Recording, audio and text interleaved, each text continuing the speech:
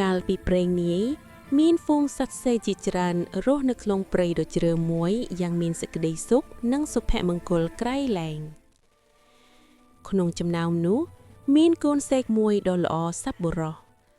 ឪពុកម្ដាយរបស់វាមានវ័យជរាភ្នែកងងឹតទាំងគូនិងមិនអាចហោះហើរបានឡើយរៀងរាល់ថ្ងៃកូនសេកត្រូវហោះហើរយ៉ាងឆ្ងាយកាត់ព្រៃភ្នំនិងទន្លេដើម្បីទៅរកចំណីមកចិញ្ចឹមអ្នកមានគុណទាំងពីរវាស៊ីស្រើតែបន្តិចបន្តួចសម្រាប់ខ្លួនឯងប៉ុណ្ណោះប៉ុន្តែវាបានខិតខំពំស្រើសាលីយ៉ាងច្រើនដើម្បីយកទៅផ្ញើឪពុកម្ដាយនៅសម្បុកជាអកុសលថ្ងៃមួយកូនសេកដ៏កំសត់បានជាប់អន្ទាក់របស់ព្រានព្រៃវាភ័យខ្លាចជាខ្លាំង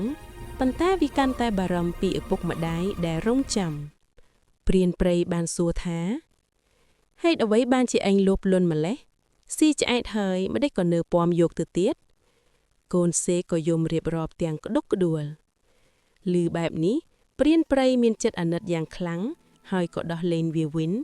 រួចអនុញ្ញាតឲ្យវាមកយកស្រីក្នុងស្រែនេះបានតាមចិត្តសេចក្តីកតញ្ញូបានសង្គ្រោះជីវិតសត្វសេករឿងនេះបង្រៀនថា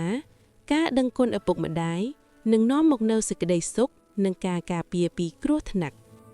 អ្នកដែលដឹងគុណឪពុកម្ដាយតែងតែទទួលបានសេចក្តីសុខទៅទីណាជួបតែមនុស្សល្អគេអាណិតស្រឡាញ់ជានិច្ច